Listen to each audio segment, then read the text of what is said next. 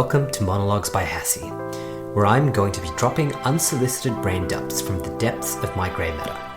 I'll talk about life, money, society, and self-development, plus whatever else lies up there, whilst hopefully not getting cancelled in the process.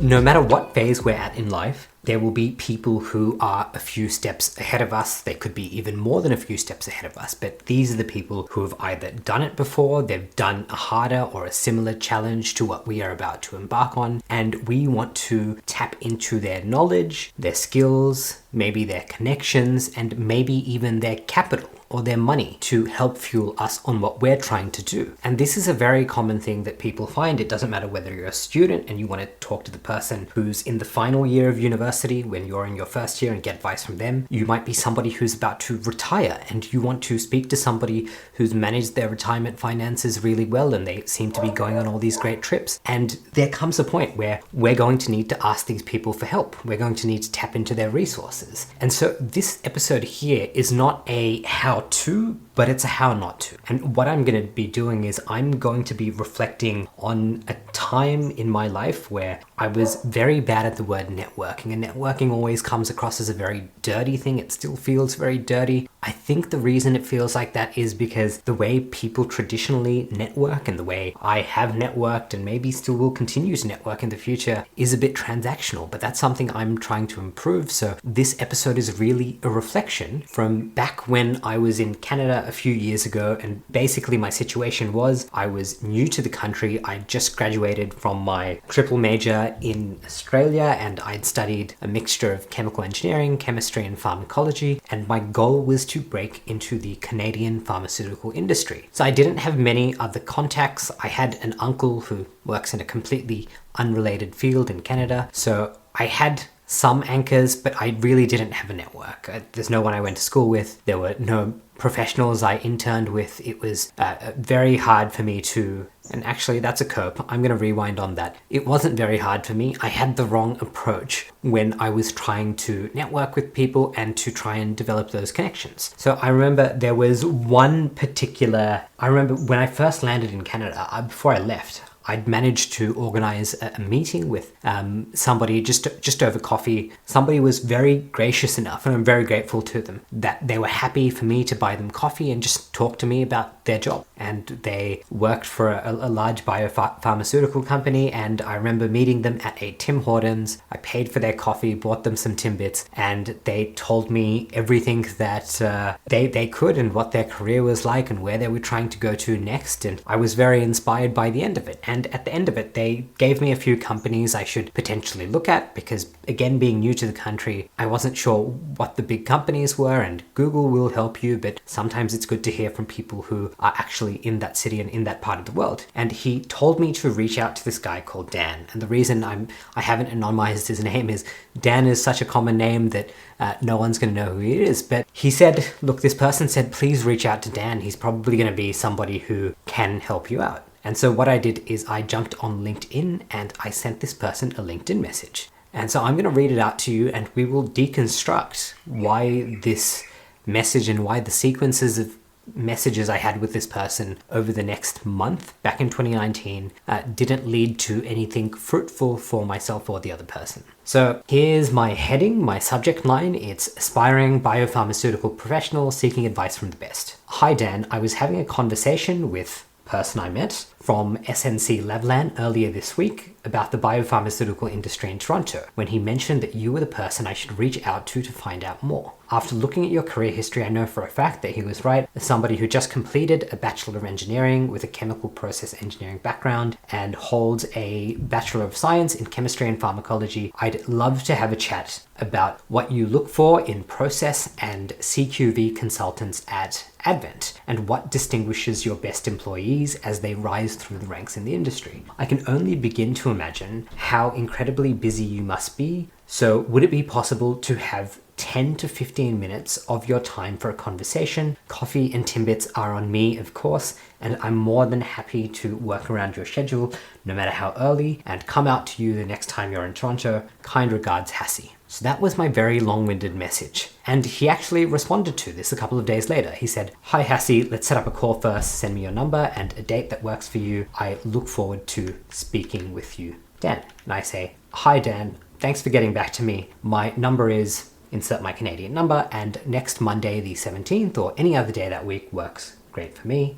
Looking forward to hearing from you." And basically I didn't hear from him, so I followed up and I've said, "Hi Dan, I'm just following up about arranging a time to chat. I had a really great opportunity this week to speak with some facilities engineers at a major facility. I would love to find out about how engineering consultants add value to the pharma supply chain. Cheers, Hassie." And then again, a week or two later, he's responded and he said, "Hi Hassie, can you connect this week by phone, Dan?" And I've responded, "Hi Dan, absolutely. Let me know a convenient time to touch base. Cheers, Hassie." So basically that was the end of it. And this conversation has happened over about a 1-month period. And as you can see, it never really led anywhere. We didn't actually end up having a phone call. But it's very important for me to look back at interactions like this, because from the very get-go, when I reached out to this person, obviously it was in a position where this person was a very, very senior person in the industry and I was a nobody. I didn't go to any Canadian schools. I had just come from overseas with a foreign engineering degree. I was basically no one, and I was trying to extract value from this person, which of course I'm sure they get lots of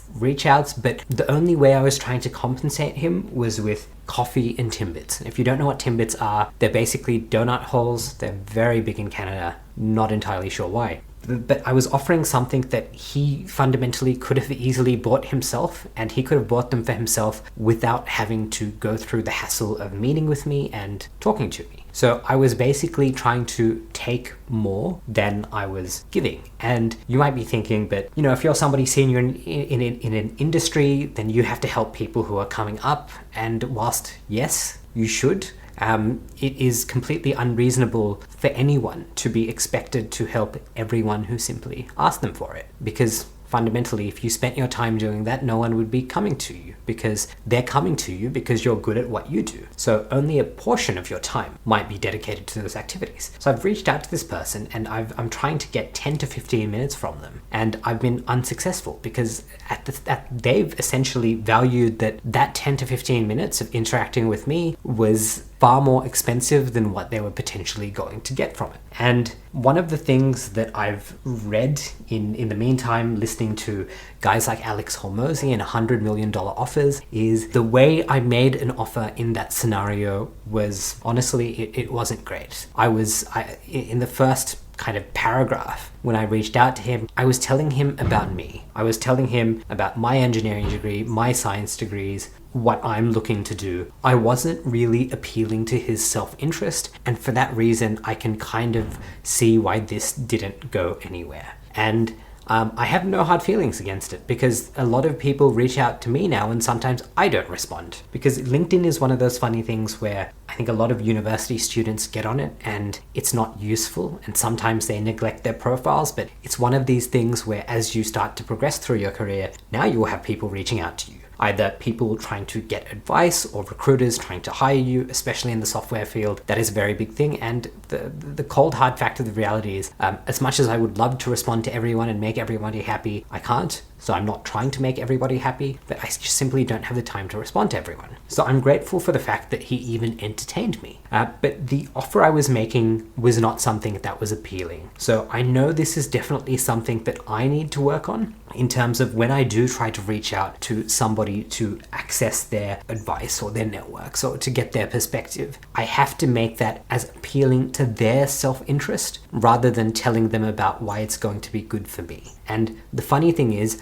I've done this in the past when I was much younger and obviously reaching out to these people, and I now see the same patterns in people reaching out to me. People will reach out to me, and the way they will try to sell me on helping them is because they are it appeals to their self-interests. But if they're the ones who need something from me, they should be appealing to my self-interest. Now, in the example that I just went through, at that point in time, I had no idea what to offer this person. all I was offering them was coffee and donut holes, Timbits, which they could have bought themselves. So it's something to really think about. And guys like Hormozi say that, for example, if you think you can help somebody make, like, if you're a digital creator and you want to make videos for somebody, don't ask them if you can make them, just go ahead and do it. Create the value, give it to them for free, and reduce the cost of transaction. Because I realized that even Dan, the person from the story I just told you about, he fundamentally still read through my blocks of text and still responded to me. And even though that went nowhere, I kind of passed a certain filter. Now,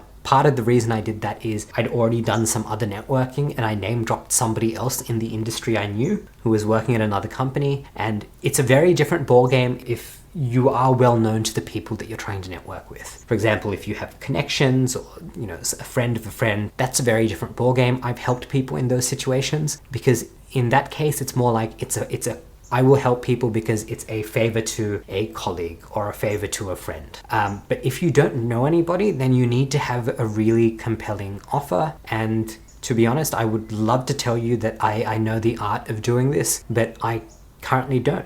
But I do believe that I can look back on, for example, the conversations that I had in Canada and the fact that I did such a pathetic attempt at networking, and I can now avoid making at least most of those mistakes and try to have an elevated version of that. Now, if you're listening to this, have a big think about how you go about asking for help for people, especially when the help that they will be giving you is far greater than whatever you can give them.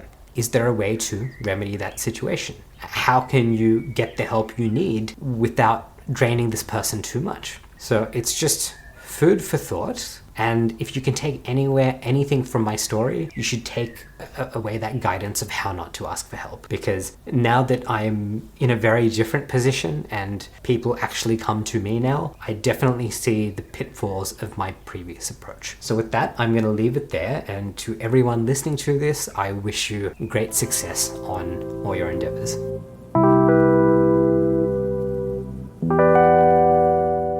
You've just made it through another episode of Monologues by Hassie. It brings me great pleasure to know that you made it to the end. To listen to more episodes, subscribe on your favorite podcast app or visit monologuesbyhassie.com. Thanks for swinging by.